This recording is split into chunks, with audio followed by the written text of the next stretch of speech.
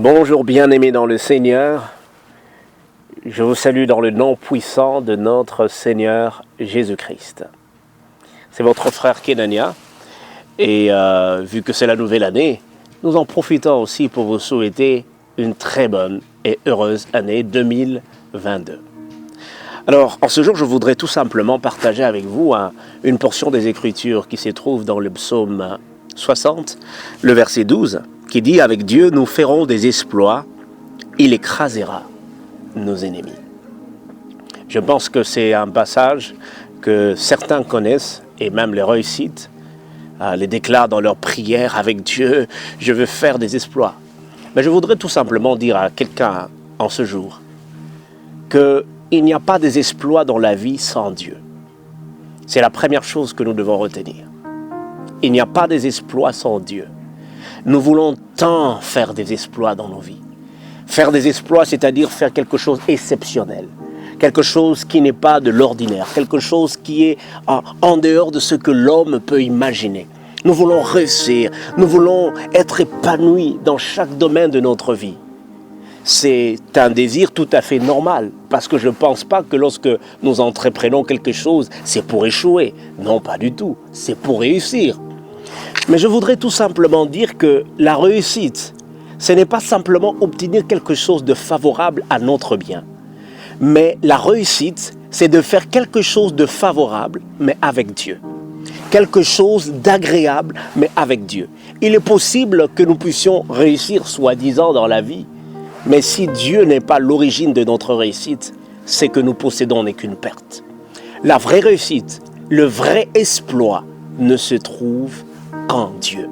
La vraie bénédiction n'est rien d'autre, cette bénédiction qui se trouve en Dieu.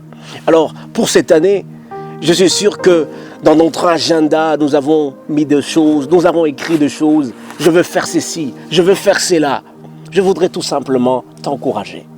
Au-delà de faire des choses, ne le fais pas seul. Fais-le avec Dieu.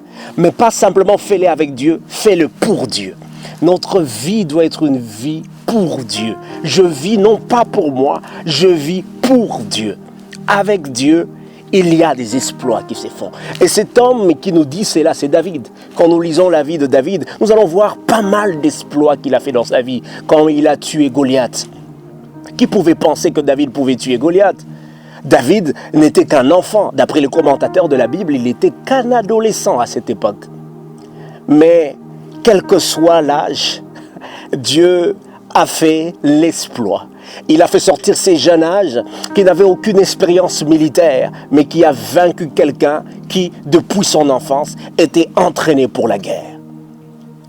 Le secret de la victoire de David, c'était Dieu. Et ce que j'aime être avec Dieu, non pas simplement être avec Dieu nous donne les exploits, mais être avec Dieu est une garantie de sécurité. J'aimerais dire à quelqu'un, à chaque fois qu'il y a des exploits, il y a aussi des ennemis qui s'élèvent. Les exploits n'engendrent pas simplement des amis. Les exploits n'engendrent pas simplement des gens qui vont nous acclamer, qui vont nous dire « Oh waouh, ce que tu as fait est magnifique ». Mais les exploits engendrent aussi des ennemis. Je peux donner l'exemple encore de David. Lorsqu'il a fait ses grands exploits, Saoul était devenu comme un ennemi de David. Il voulait exterminer David. Les exploits que tu fais engendreront sûrement des ennemis. Mais j'aimerais te dire quelque chose. La sécurité de celui qui fait des exploits ne se trouve pas dans les exploits qu'il fait, mais se trouve dans la source de l'exploit, qui est Dieu. Voilà pourquoi garde cette intimité avec Dieu pendant toute cette année. Demeure avec le Seigneur, marche dans une vie pour Dieu, je vis pour Dieu. Et même les exploits que tu le fais pas pour toi, tu le fais pour Dieu. Que notre vie soit une vie pour le Seigneur. Avec Dieu, oui, c'est certain que tu feras des exploits. Et demeure dans cette intimité. Même lorsque les gens pourront t'acclamer, même lorsque les gens pourront dire « il fait des choses exceptionnelles », demeure attaché à Dieu. Car loin de Dieu, c'est le désespoir. Loin de Dieu, c'est la malédiction. Loin de Dieu, c'est un bonheur apparent. Voilà pourquoi je veux m'attacher à Dieu. Marchons avec Dieu dans tout ce que nous faisons. Marchons avec Dieu dans tout ce que nous entreprenons. Marchons avec Dieu dans nos familles. Marchons avec Dieu. Vivons pour lui, pour sa gloire.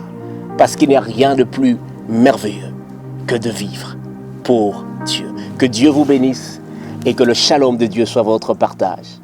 Amen.